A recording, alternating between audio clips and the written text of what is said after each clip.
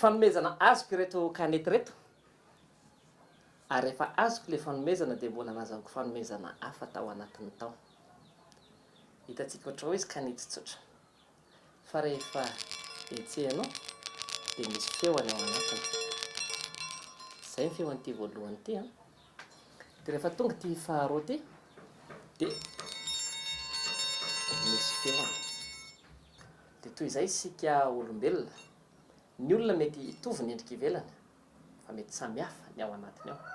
Izay namboarako amin'ilay hoe tontolo tsy tazan'ny maso na tontolo tsy hita maso. Ny zavatra rehetra hitantsika dia io ny tazan'ny maso voalohany ny eo amin'ny manoloanantsika eo. Fa ny ao ambadika eo dia izay ilay tontolo tsy tazan'ny maso, ary na mitovy ary ireto kanety reto dia samihafa ny feony. Izay ny feon'ilay voalohany, izay ny feon'ilay faharoa. Dia raha toy izantsika izay, dia mbola misy kanety hafa ity, izay kelikely kokoa noho izy rehetra ireo, dia mbola hafa ihany koa ny feony. Izany hoe eo ny endrika ivelany ahitantsika ny olona rehetra mifanerasera amintsika, fa ny rafitra ao anatiny ao no mahasamihafa ny olona tsirairay. Ireny andrarezina rehetra ireny dia samy manana an'io tontolo tsy tazan'ny maso io ny lalana nalehany.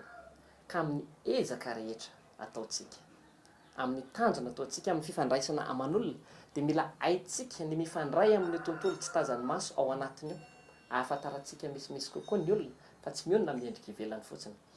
Isika mantsy dia miaina eto amin'ny tazan'ny maso, fa ny fahaiza-miaina ary ny fahombiazana dia ny fahaizana mifandray any amin'ilay tontolo tsy tazan'ny maso. Ohatra ny ato izany izao raha ny eto dia mamantatra hoe inona avy ny ao anatiny eo.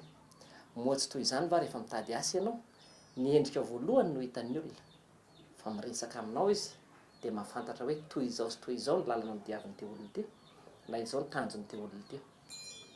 Dia moa va tsy toy izay koa rehefa mitia olona isika, mety manintona antsika aloha ilay endrika ivelany, fa ny fanontaniana dia hoe manahoana ny fanenon'ilay kanety. Ilay kanety ao anatiny ao izany no ahafantaranao hoe toy izao na toy izao no miara-miaina amin'ity olona ity. Noho izany, amin'ny lalan'ny fahombiazana, amin'ny fifandraisana aman'olona, dia manana didy isika mahay mampaneno ilay kanety ao anatiny ao, mahay mahafantatra avy amin'izay lazainy sy avy amin'izay ataony hoe ohatran'izy ity olona ity. Izay no isika mankany aminy, fa izy mankaty amintsika koa. Ny olona rehetra tonga eo amintsika dia toy izao am-boalohany, fa mila mahandry isika ary mila mahay miainany koa, fa tsy mionona amin'ilay endrika voalohany.